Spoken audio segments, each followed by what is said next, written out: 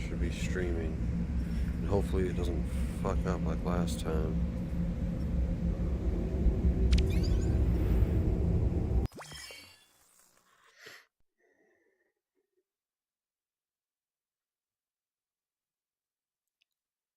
I don't even know if it left me off at the right spot. Oh, it did.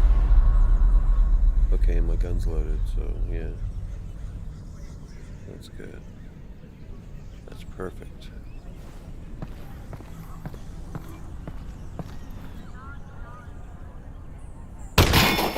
Oh, you took care of that lock then. Good. Great. Did have the key for it, but should have given you that. That's on me.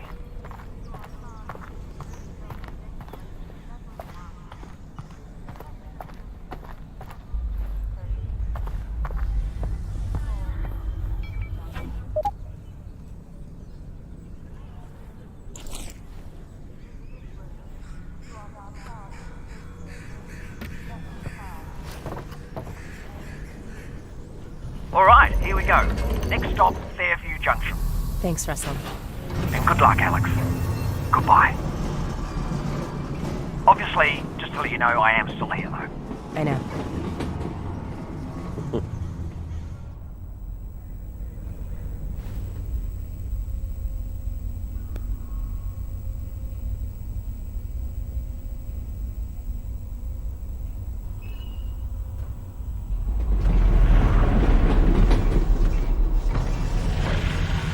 Hello, Alyx?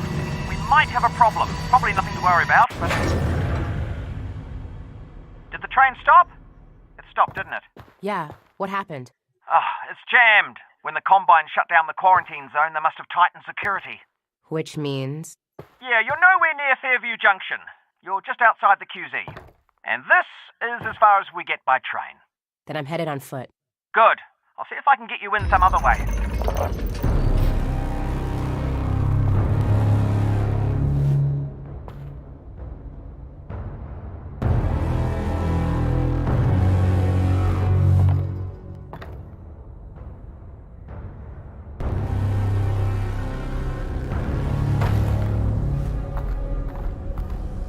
I got a dead zombie here.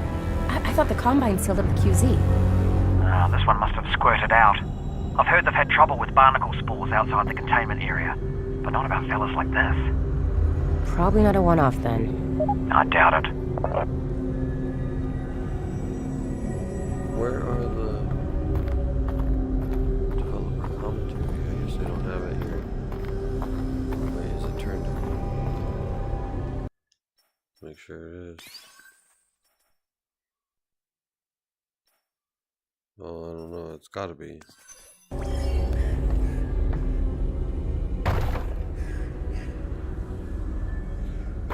Yeah, it is. It's right here.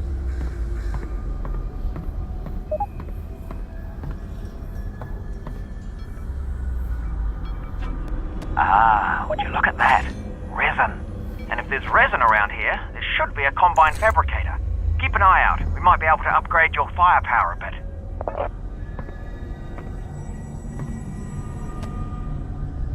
Even in our earliest experiments in bringing Half-Life to VR, we found that players enjoyed exploring every nook and cranny of the environment.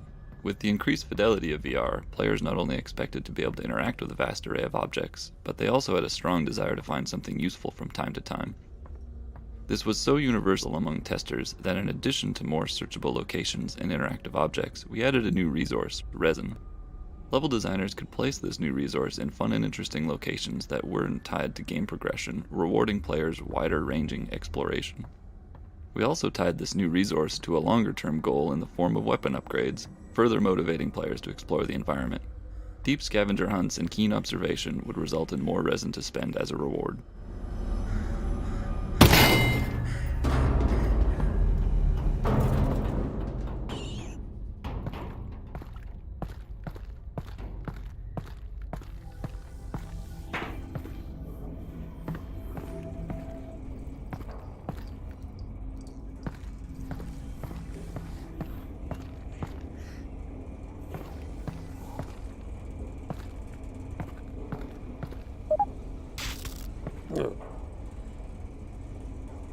scared me.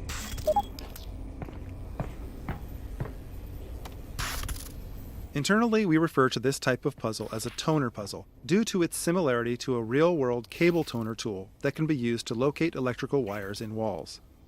The toner mechanic was conceived as a tool for designers to craft player experiences around knowing that the player had to put their head and hands in specific locations. The initial design merely required the player to use their multi-tool to push a ball of energy along a path, similar to a child's bead maze toy. While this simple design was successful at getting the player to put their head and hands in particular locations, the lack of branching meant that the player wasn't required to make any choices, nor was there any possibility of negative consequences. To address these issues, we added the rotating junction elements, which allowed for branching paths and became the player's primary means of interacting with toner puzzles. While the toner puzzles ramp up in complexity throughout the game, this first toner puzzle is designed to use a minimal number of elements to introduce players to the key ideas that power flows through wires, power can be rerouted by rotating junctions, and power has an effect on the physical world, such as turning on lights and opening gates. The sparking electrical outlet that branches down toward the floor is not strictly necessary for this simple puzzle, but it was added here to expose players to its behavior, since it was causing confusion in later puzzles when players were seeing it for the first time in more complex configurations. Alyx, that thing's incredible. You need an incredible brand name. Something that really sells it. Who am I gonna sell it to? The Combine's not going to be here forever. You should be thinking about the future, Alyx. Well, how about I call it the Alyx? It's a little derivative of the Russells, but yeah, provisionally, sure. The Alyx. Yeah, Alyx.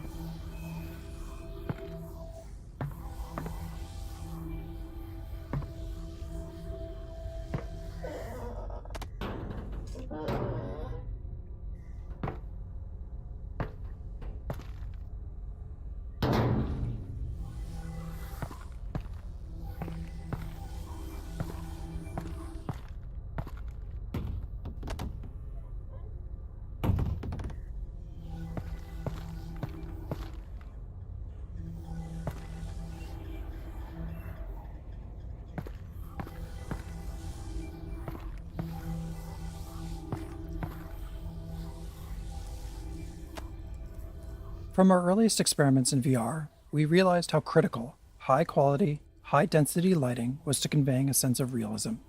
In game development, any technology choice involves trade-offs between quality, runtime performance, and development time. For Half-Life Alyx, we chose a high-quality, high-performance light mapping solution which required a significant amount of offline preprocessing. We performed the light map preprocessing using a render farm, which could take several hours for a single map at the highest quality, and we put a lot of effort into mitigating the cost of that high iteration time for designers on the team.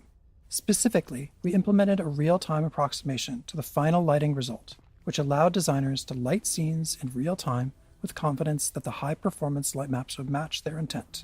Most lights in Half-Life Alyx are baked into a single term that describes distance falloff and shadowing, allowing us to change the brightness and color of lights in real time at no cost. This encoding also allows us to apply shadows from dynamic props and characters without having to render any static geometry into shadow maps. Our light maps store directional information using the popular ambient highlight direction encoding, an improvement over Valve's own radiosity normal mapping technique pioneered in Half-Life 2. This new light map encoding ensures that the bumpy surfaces can appear bumpy even when not under direct light. This blinking light source provides a good illustration of this technique, as you can perceive the surface detail even during times the light source is off. Oh, careful of that barnacle, Alyx.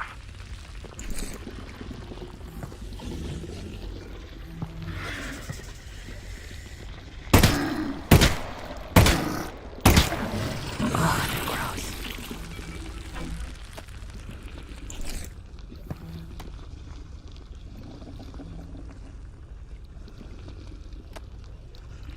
barnacles, while an iconic Half-Life creature, presented some interesting VR-specific challenges. While their tongue is intended to trap hasty or unobservant players, those caught by them often didn't realize what was happening.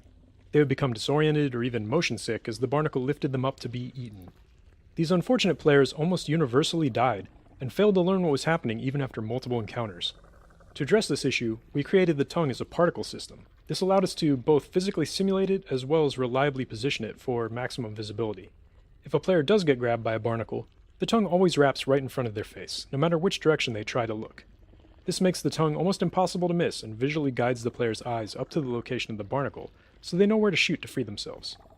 These fixation visuals that kick in as the player is being lifted not only serve to communicate the damage the player is taking, but they also help to reduce motion sickness by narrowing the player's field of view. These changes, combined with sound effects and other visuals like seeing stars and blacking out, eliminate confusion for players and enabled us to bring this classic enemy into the world of Half-Life Alyx.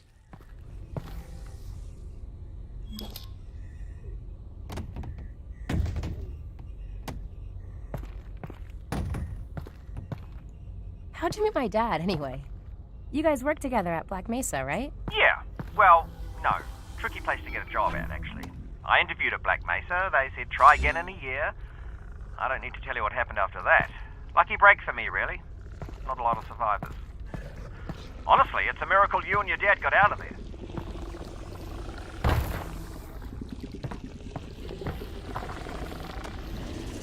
We got a lot of positive feedback from our initial experiments requiring players to perform a series of physical actions to reload the pistol.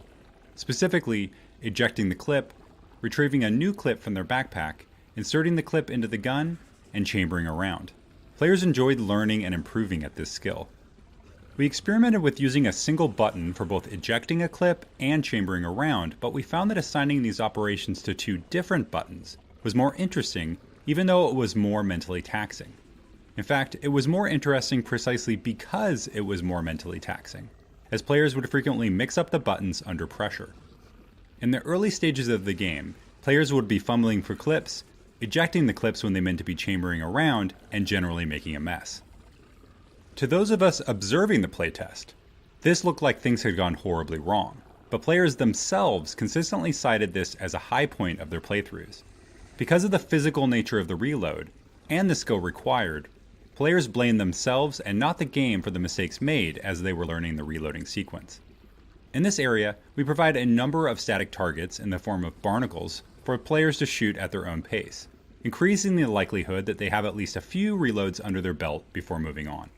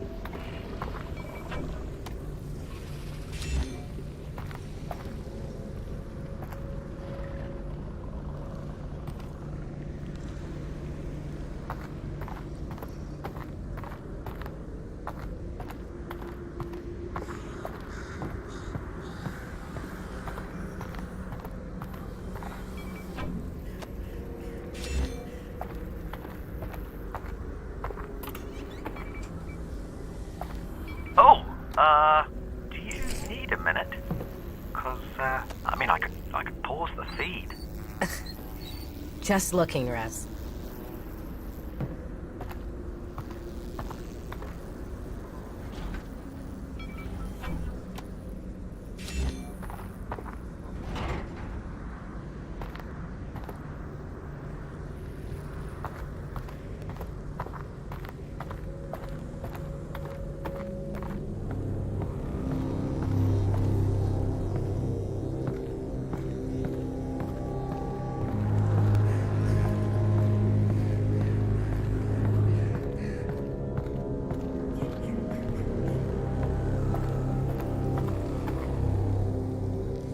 take it the quarantine zone is behind this hatch?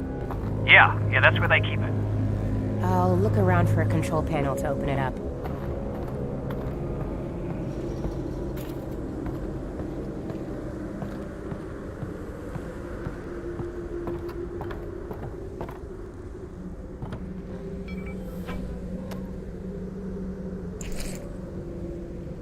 Oh. Ugh.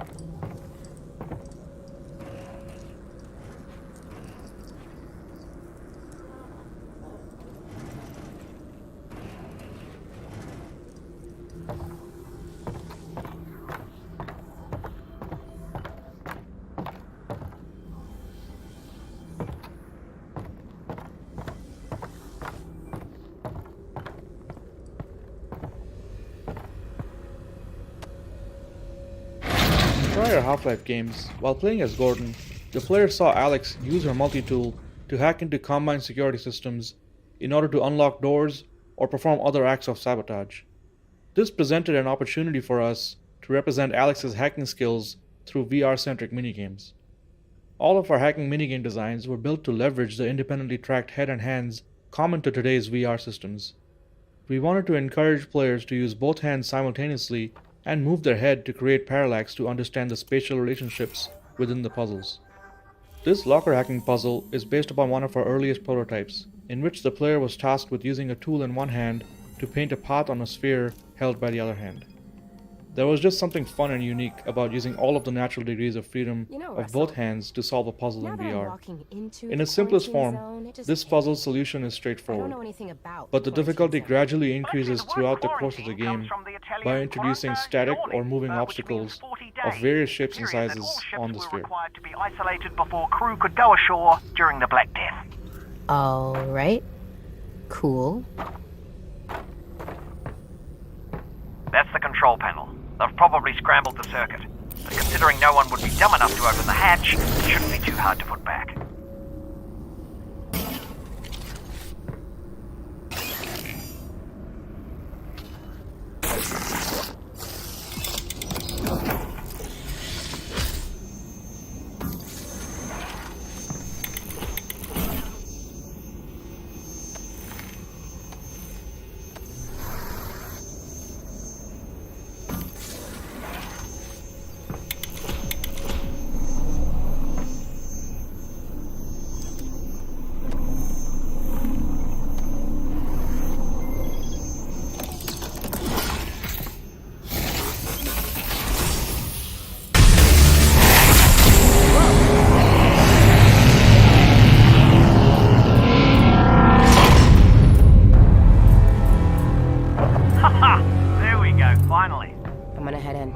How far is Fairview Junction? You'll go through the old subway tunnels on your way to the train yard. Have they started moving Dad yet? I don't think so, which is good news because we've still got time. Oh, that's great. Or bad news because they've already killed him. And you don't need to move a corpse, you just bury it. Or burn it. You still there, Alyx? Mm-hmm. Whoa. Russell, are you seeing this? Whoa. Alright. Here we go.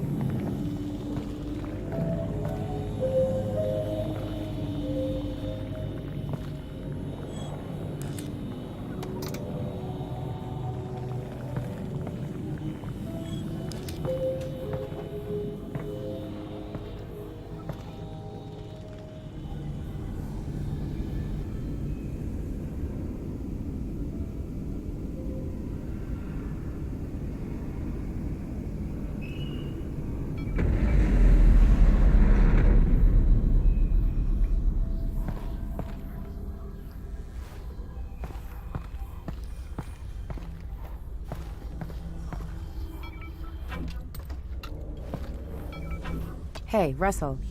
I just found a loose syringe of God knows what. Is this medicine? Does it have a skull and crossbones on it? I don't see one. Probably medicine then.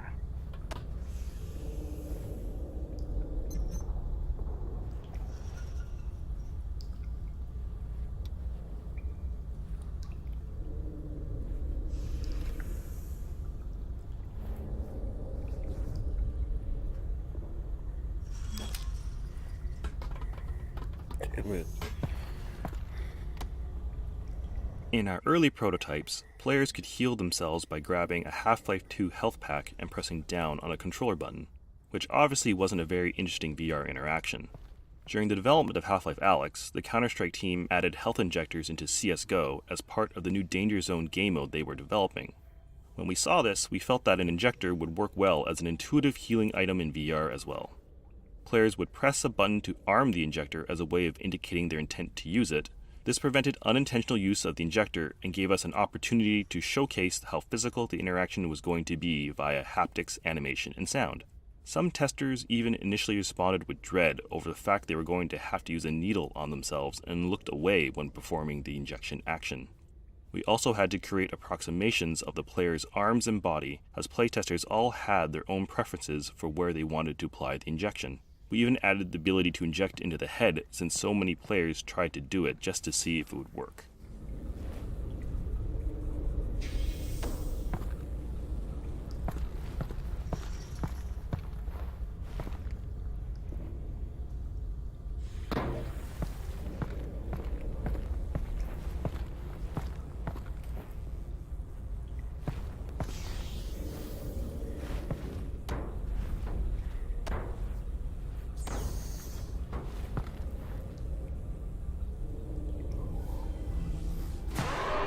Do you hear that? What is that?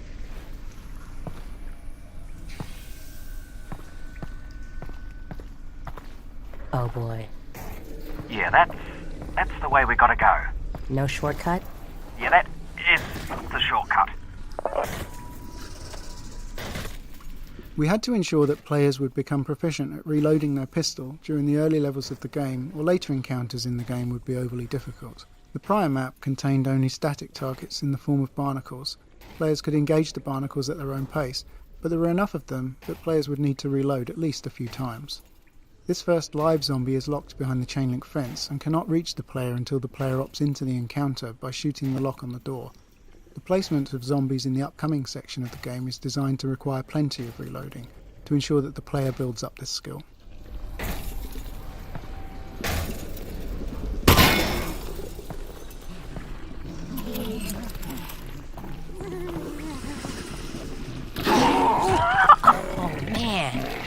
There's barnacles on our side. It's not though, obviously, so don't walk under them.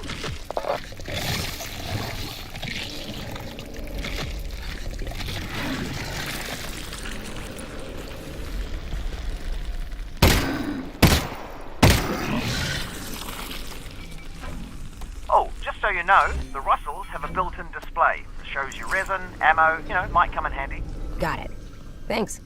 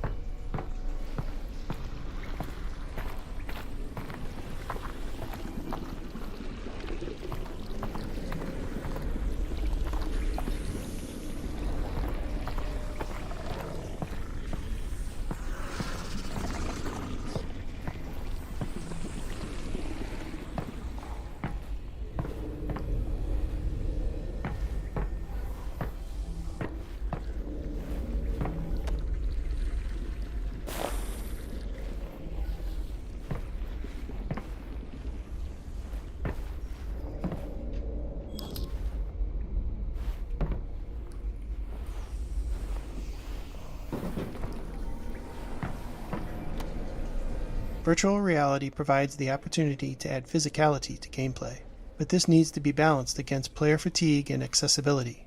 For example, we experimented with a low ceiling in this area, requiring players to crouch the whole time that they made their way across the tops of these train cars. Playtesters did not enjoy having to crouch for so long, so we raised the ceiling.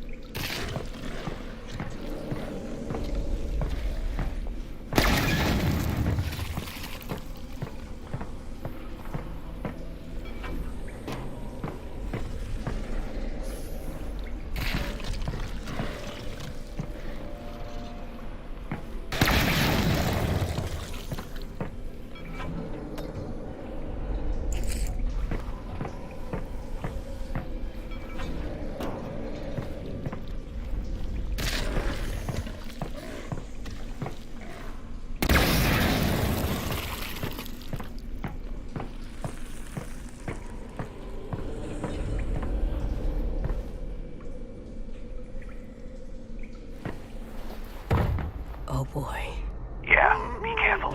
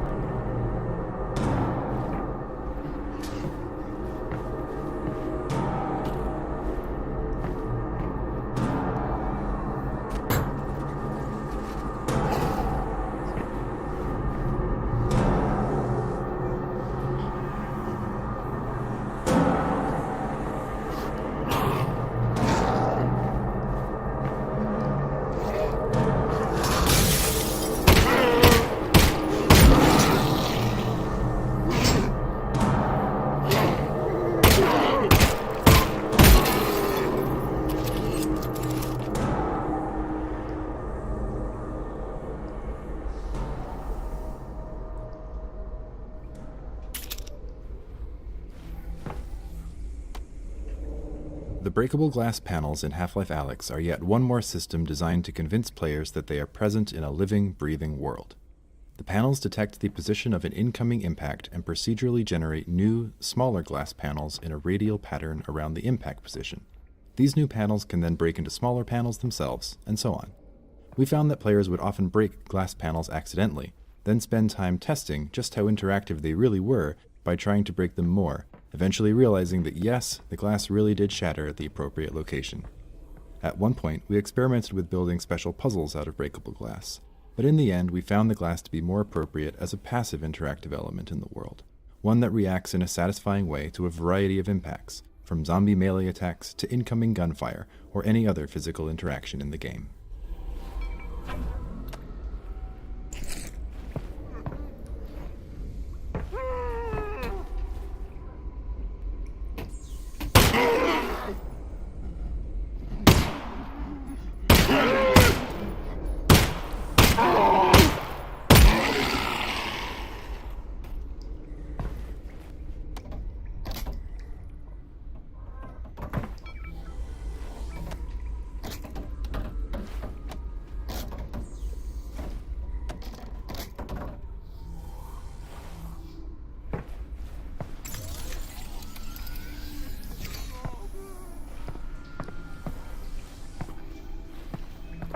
Alyx, I think that's a combine fabricator.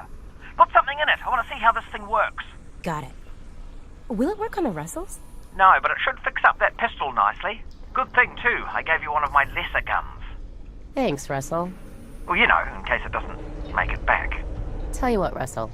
If I die, I owe you a gun. You owe me a gun anyway. That wasn't a gift. That's my gun. Weapon upgrades are a new feature for the Half-Life franchise, and fictionally this mechanic paired well with Alyx's tinkering nature. We approached this design challenge first by thinking about what sort of upgrades could be meaningful and also provide additional value to players without removing established interactions. With limited resin to spend, the upgrade system also provided an avenue for players to personalize and invest in their favorite weapon, or streamline an interaction on another weapon, increasing its value to them. For example, the reflex sight still requires players to physically aim, but it improves the feedback on exactly where their shot will hit, and exposes previously hidden enemy weak points. While some players enjoyed this feedback and new targeting opportunities, others didn't and would instead focus on upgrades that suited their style of play. This allowed players to spend their limited resin on upgrades they cared about the most. Another aspect of weapon upgrades that we focused on was not necessarily obvious when we first started to design and test combat in VR. Due to the more physical nature of combat in VR, it can really push on the mental and physical capacity of certain players, as they're required to utilize both their hands and move their head to take in the environment dealing with enemies. While this is a very natural experience, there's also a lot going on at any given point with reloading and combat. As we observed players in some of these more intense combat situations, we started finding opportunities to allow some upgrades to reduce the number of times a physical interaction was required, or reduce the complexity of a particular interaction. The autoloader on the shotgun is a good example. When added to the shotgun, the normally slow, methodical action of feeding shells into the gun is replaced with a far simpler, faster interaction of slapping the shells into the autoloader before they get automatically fed into the gun. This allows players to look around, focus less on the gun while reloading, and take in more of what's going on around them.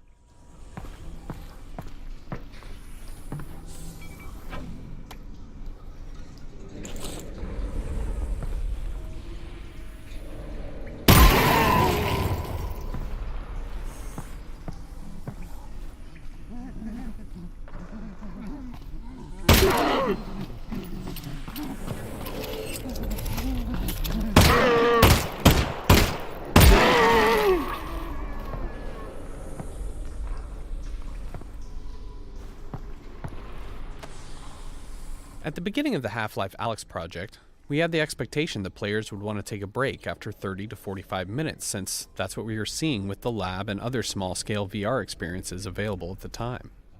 Because of this, we designed the pacing of the game's levels around play sessions of that duration.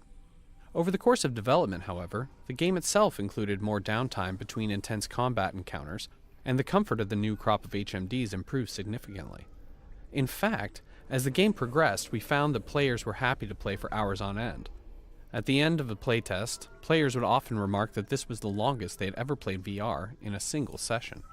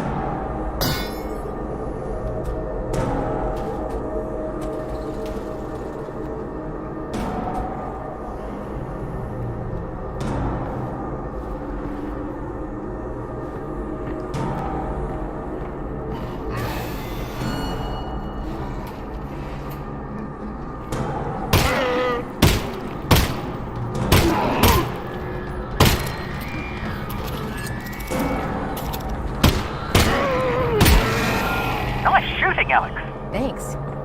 You know, for all your talk about what a lesser gun this thing isn't that bad.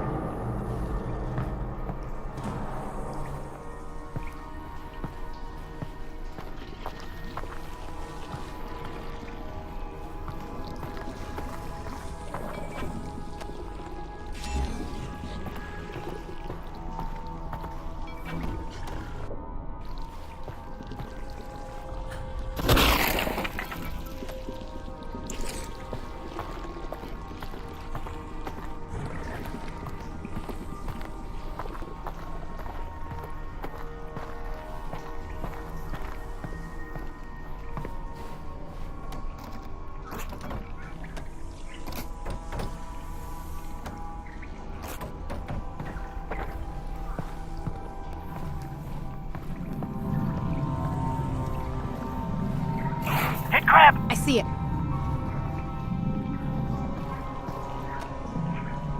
Until this point in the game, players have only seen headcrabs attached to the heads of zombies. This led playtesters familiar with headcrabs from prior games to anticipate encountering them on their own. We decided to play up this anticipation by foreshadowing the first headcrab encounter with a headcrab that drops out of a vent before disappearing, as well as headcrab sounds in the environment, including a threatening headcrab sound coming from the partially boarded up doorway ahead. Wait, where'd it go?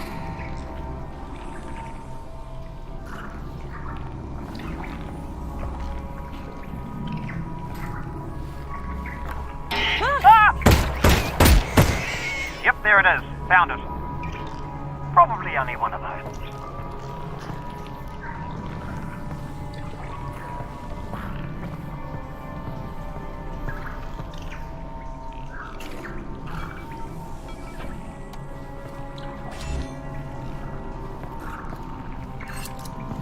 Okay, two of those.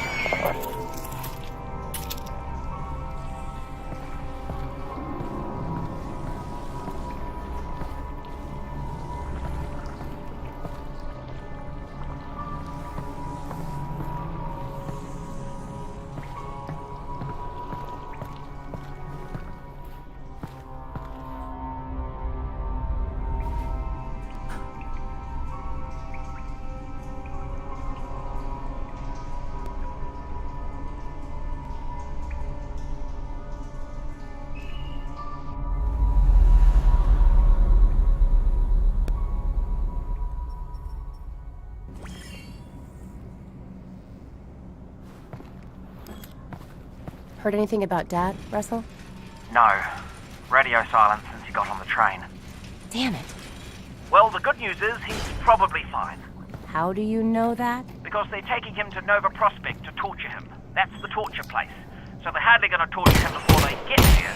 So he's fine. Logically speaking.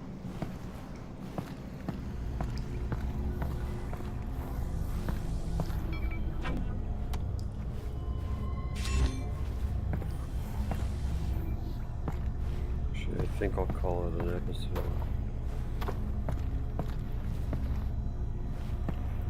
I want to keep playing, but it's starting to get too warm. Ah!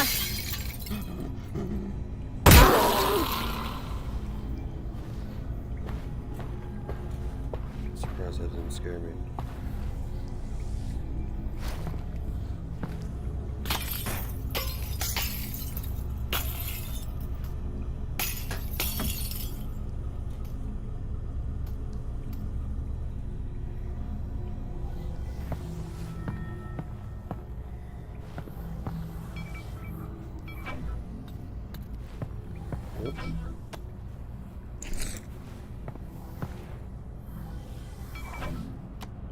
That there is a floppy disk.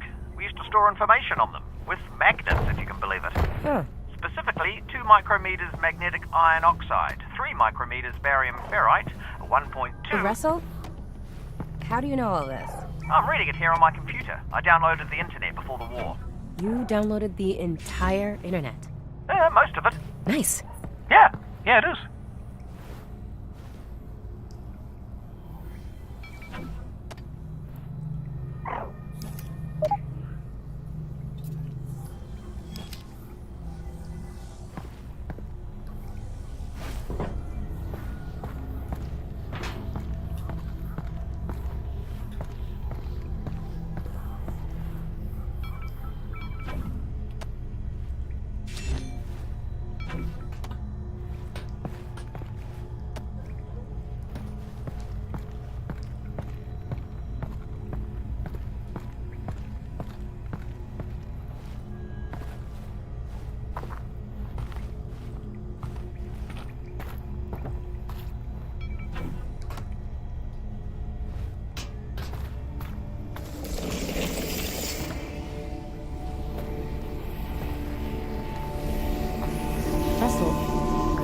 seeing this? Possibly. Are you seeing floating garbage? It looks like it's just cardboard. Right. Well, seems harmless. Yeah. Weird though.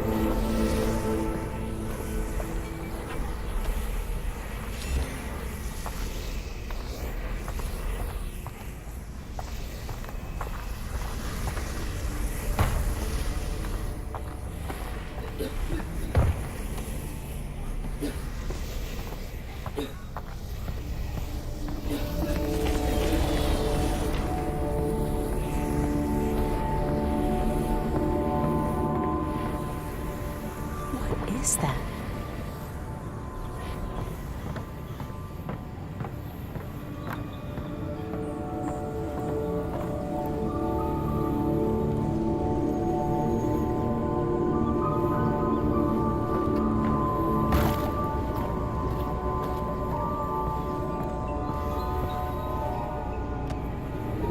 There are many musical themes and motifs used throughout the game to represent unspoken aspects of the story and lore.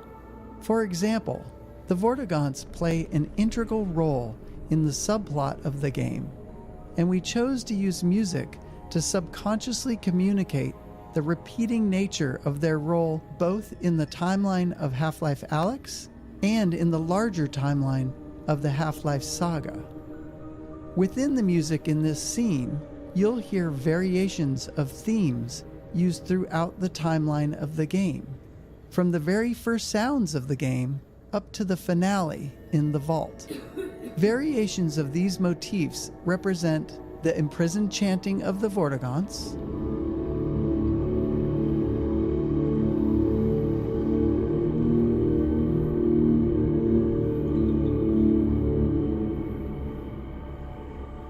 the extraction of their energy to confine the G-Man,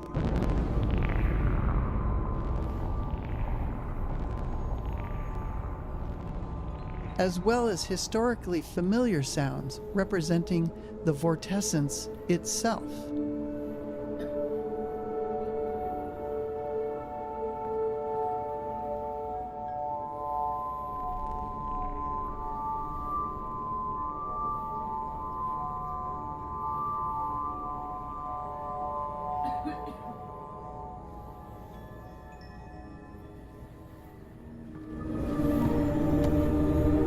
There are two layers to the markings on the walls in this area.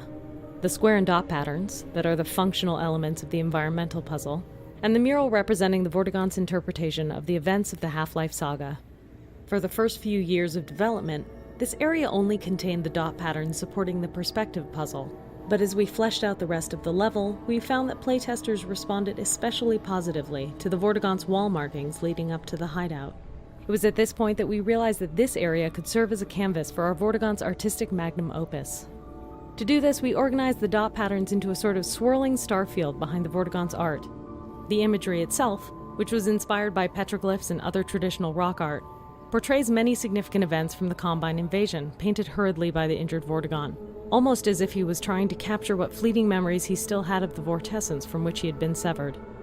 The fact that Vortigaunts have a complicated relationship with time gave us a lot of leeway in terms of drawing this as a strict, linear timeline.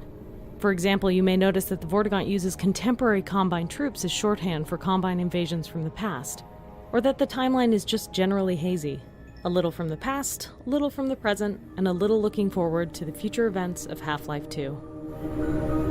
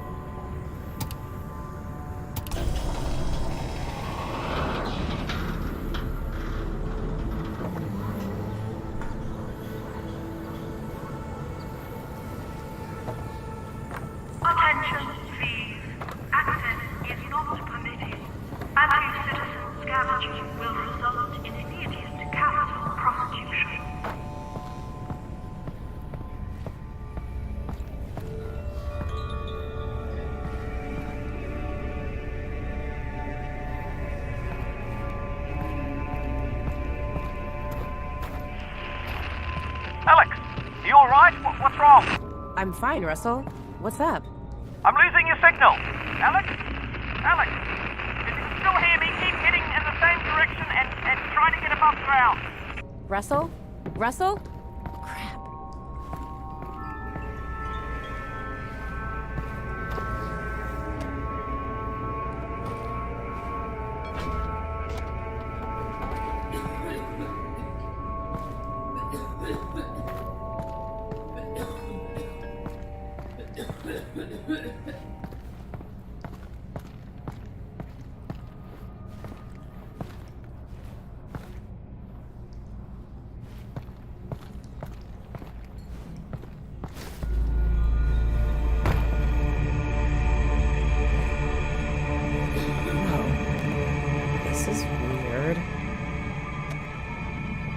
During our earliest attempts to raid Alyx, our instinct was to have her react to absolutely everything.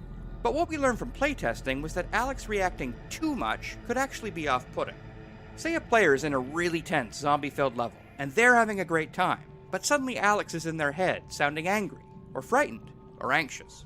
These Alyx reactions were creating a disconnect between how the player was feeling and how the character they were role-playing as was feeling. So we took a lot of those out. The Alyx reactions we left in tended to be the ones that were practically universal. Alyx's reaction here to the surreal entrance to the Vort hideout is a good example, where it was just so different from everything the player had seen up until then, and kind of takes you by surprise.